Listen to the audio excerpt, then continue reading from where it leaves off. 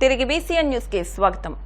ఔత్సాహిక వైద్యులతో పాటు శస్త్రచికిత్సల విభాగంలో అనుభవం ఉన్న వైద్యులకు ఈ కాన్ఫరెన్స్ ఎంతగానో ఉపయోగపడుతుందని పలువురు సీనియర్ వైద్యులు తమ అభిప్రాయాలను వ్యక్తం చేశారు. కాకినాడలోని రంగరాయ మెడికల్ ఆడిటోరియంలో 47వ రాష్ట్ర association of surgeons of India రాష్ట్ర చాప్టర్ సమావేశం జరిగింది. ఈ సమావేశానికి రాష్ట్ర స్థాయిలో శస్త్రచికిత్స నిర్వహించే వైద్యులతో పాటు ఇతర దేశాల్లో ఉండే వైద్యులు హాజరయ్యారు. ఈ సందర్భంగా ఏపీ ఏఎస్ఐ ఓఎన్ రాష్ట్ర chapter chairman doctor K Shivashankar Rao మాట్లాడుతూ ఈ సమావేశం 3 రోజుల పాటు నిర్వహిస్తామని, ఈ సమావేశం ద్వారా నూతన వైద్య రంగ అనుభవాలను కొత్త పాత డాక్టర్లు కలిసి తెలుసుకునేందుకు ఎంతో దోహదపడుతుందన్నారు. దీనికి సర్జరీ 47th స్టేట్ కాన్ఫరెన్స్ కాకినాడలో జరుగుతుంది సంవత్సరం. దానికి ఏపీ మెడికల్ కౌన్సిల్ నుంచి అబ్జర్వర్గా నేను ఇక్కడ రావడం జరిగింది. ఈ కాన్ఫరెన్స్ 4 రోజులు. ఒక రోజు first day pre conference workshops, మిగతా 3 రోజులు కూడా కాన్ఫరెన్స్, దీనిలో lectures plus workshops, everyday workshops conduct చేశారు. చీఫ్ గెస్ట్గా రఘురామ్ అన్న సీనియర్ సర్జన్ని దీనికి ఇన్వైట్ చేశారు.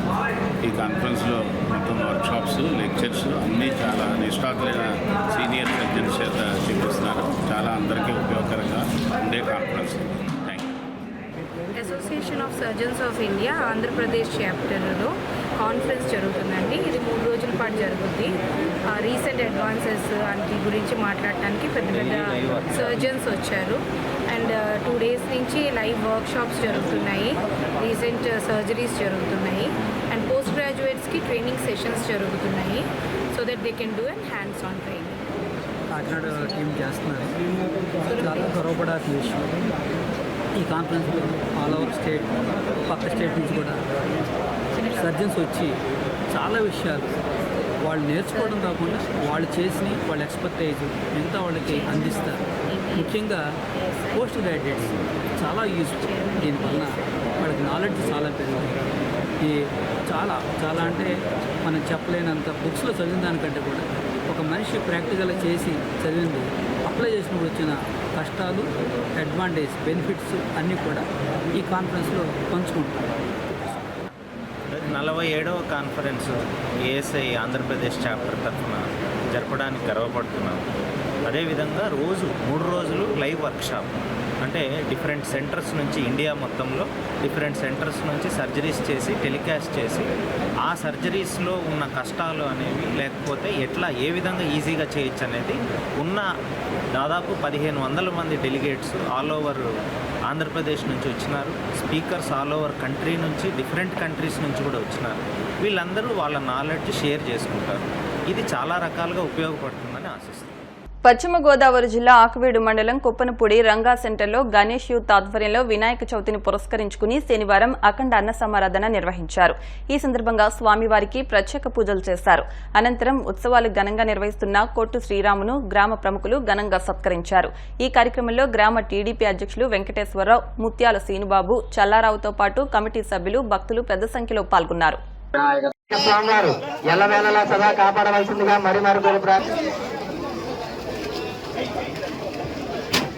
బండారు పరిస్థితి వినాయక స్వామి వారు ఎలవేళలా సదా కాపాడవలసిందిగా మరి ప్రార్థిస్తున్నాం. మరి అలాగే సమారాధన నిమిత్తం వినాయక చవితి శుభ సందర్భంగా మా కుప్పనపూడి సెంటర్లో 9వ వార్షికోత్సవం సందర్భంగా ఈరోజు బ్రహ్మాండమైన అఖండ అన్న సమారాధన కార్యక్రమం జరుగుతుంది. మా ఊరు గ్రామ పెద్దలు ముత్యాల శివయ్య గారు, అలాగే ముత్యాల రత్నం గారు, మరి అలాగే మా తెలుగుదేశం పార్టీ అధ్యక్షులు మద్దిశెట్టి తిరుమతులు గారు, మరి అలాగే మా ముత్యాల సీనుబాబు గారు, వీరందరి సమక్షంలో ఈరోజు మా కుప్పనపూడి గ్రామంలో బ్రహ్మాండమైన అఖండ అన్న సమారాధన కార్యక్రమం జరుగుతుంది. వినాయక చవితి శుభ సందర్భంగా మా కొట్టి శ్రీరామ్ ప్రతి సంవత్సరం వినాయక చవితి నవరాత్రులు బాగా జరిపి అన్న సంతర్పణ బాగా చేస్తున్నారు. కుర్రాడు మంచి వ్యక్తి, శుభ్రంగా అందరికీ భోజనాలు పెట్టి అన్ని సౌకర్యంగా జాగ్రత్తగా చేస్తున్నారు. అన్ని పద్ధతులు బాగున్నాయి.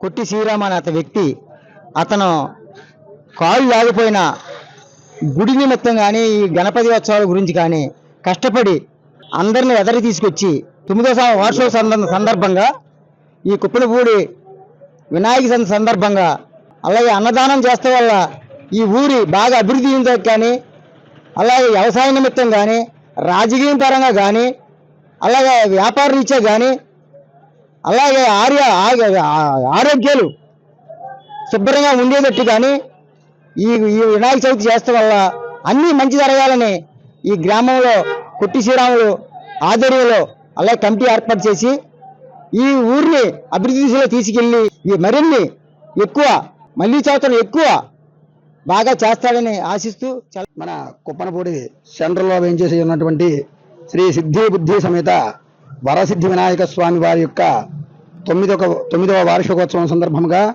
మన కొట్టి శ్రీరామ్ ఈ కమిటీ సభ్యులతో ప్రతి సంవత్సరం కూడా స్వామివారికి విశేష పూజా కార్యక్రమాలు చేస్తూ అలాగే దంపతులందరినీ కూడా ప్రోత్సహించి ఈ యొక్క పూజా కార్యక్రమం నిర్వహిస్తూ ఈ స్వామివారి పూజా కార్యక్రమాలన్నీ కూడా ఎదురికి నడిపిస్తూ అలాగే ఈరోజు మన కుప్పనపూడి సెంటర్లో మహా గొప్పగా అన్న సమారాధన కార్యక్రమం కూడా జరుగుతున్నది. కావున భక్తులందరూ కూడా గమనించి స్వామివారి యొక్క కృపకు పాత్రలు కావాల్సిందిగా కోరుచు. వైసీపీ అధినేత జగన్ పై టీడీపీ ఎమ్మెల్యే ఎంఎస్ రాజు తీవ్ర స్థాయిలో ధ్వజమెత్తారు. జగన్ పేరు, సజ్జల పేరు బయట పెట్టకూడదని బెదిరించడానికి జైల్లో ఉన్న నందిగాం సురేష్ ని కలిశారని ఆరోపించారు. తన స్వార్థ రాజకీయం కోసం తన్ని వాడుకున్నాడని తెలుసుకున్న నందిగాం సురేష్ అప్రూవర్ గా మారనున్నారని తెలిపారు. గత ప్రభుత్వ హయాంలో అన్ని వ్యవస్థలను జగన్ సర్వనాశనం చేశారని మండిపడ్డారు. ద్వారా ప్రజా జీవితం అస్తవ్యస్తమైతే, ప్రజలు కష్టాల్లో ఉంటే, ప్రజలు ఇబ్బందుల్లో ఉంటే రాష్ట్ర మాజీ ముఖ్యమంత్రిగా ఉన్నటువంటి వ్యక్తి లండన్కి పోవడానికి, విదేశాలకు పోవడానికి ప్రయత్నం చేయడం, విజయవాడ సమీపంలో ఉన్నటువంటి వ్యక్తి ప్రజల్ని ఆదుకునేందుకు నైతికంగా వాళ్ళకి భరోసా కల్పించాల్సినటువంటి వ్యక్తి ఒక పార్టీ అధ్యక్షుడిగా పార్టీ శ్రేణులకు పిలిపించి సహాయ కార్యక్రమాల్లో భాగస్వామ్యం చేయాల్సినటువంటి వ్యక్తి నీచ రాజకీయాలకు పాల్పడుతూ ఏ సందర్భంలో ఏ విధంగా ఉండాలో తెలియనటువంటి ఒక రాక్షస మనస్తత్వం కలిగినటువంటి వ్యక్తి. ఎవరైనా చనిపోయిన వాళ్ళ దగ్గరికి పోతే ఎంత కఠినంగా ఉన్న వ్యక్తి అయినా మినిమం మానవత్వంతో కన్నీరైనా గారుస్తాడు, లేదా మానసికంగా కొంచెం ఇబ్బంది పడతాడు. ఇతను ఎవరు మరణించినా అక్కడికి పోయి ఆనందంగా నవ్వుతూ, వాళ్ళు చనిపోయిన కుటుంబ సభ్యులు ఏడుస్తూ ఉంటే ఇతను నవ్వుతూ ఉంటాడు. అటువంటి ఇలాంటి విపత్కరమైనటువంటి సమయంలో, విపత్తుల్లో చంద్రబాబు నాయుడు గారు ఈ వయసులో కూడా విజయవాడ నగరం నడిబొడ్డున కలెక్టరేట్లో ఉండి అక్కడే నిద్రపోయి ప్రజలకు అండగా ఉంటే నీ పార్టీ కానీ, నీ ఉన్నటువంటి నీతో సహా ఉన్నటువంటి 10 మంది ఎమ్మెల్యేలు కానీ, మాజీ మంత్రులు కానీ ఒక్క రూపాయి ఆర్థిక సహాయం చేసిన సందర్భం ఉందా ప్రజలకి? ఒక్కరన్నా ఒక్క టమోటా, 1 కేజీ బియ్యం తీసుకుపోయి ఇచ్చినటువంటి సందర్భం ఉందా? చివరికి ఒక పులిహోర ప్యాకెట్ ఏమైనా ఇచ్చారా వైఎస్ఆర్ కాంగ్రెస్ పార్టీ కానీ, జగన్మోహన్ రెడ్డితో సహా? సమయంలో ప్రజలు ఇబ్బందుల్లో ఉంటే నీ ఫ్యాక్షనిస్టు మనస్తత్వం, నీ క్రిమినల్ యాక్టివిటీస్లో పార్ట్నర్స్గా ఉన్న వాళ్ళని జైలుకు పోయి పరామర్శించి నీతులు చెప్తావా? పెదకొరపాడులో జరిగినటువంటి సంఘటనని, ఆ ఎక్స్ఎమ్మెల్యేని రాకుండా పోలీసులు అడ్డుకున్నారని చెప్పేసి మాట్లాడుతున్నాను.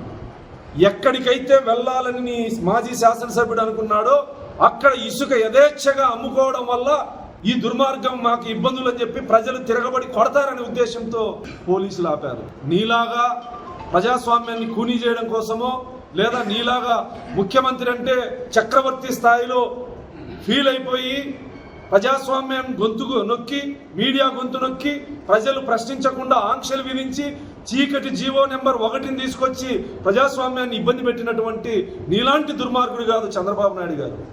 ఈరోజు ప్రజాస్వామ్యం ఉంది ఆంధ్రప్రదేశ్లో, ప్రభుత్వం సక్రమంగా పనిచేస్తూ ఉంది.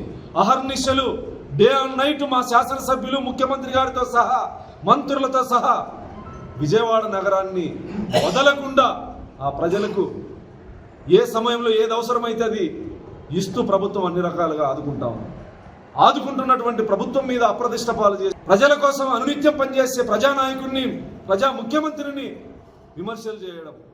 గత ప్రభుత్వ పాపాలు రైతుల పాలిట శాపాలు కారాదని కిసాన్ మోర్చా రాష్ట్ర ఉపాధ్యక్షులు తోట గంగరాజు పేర్కొన్నారు.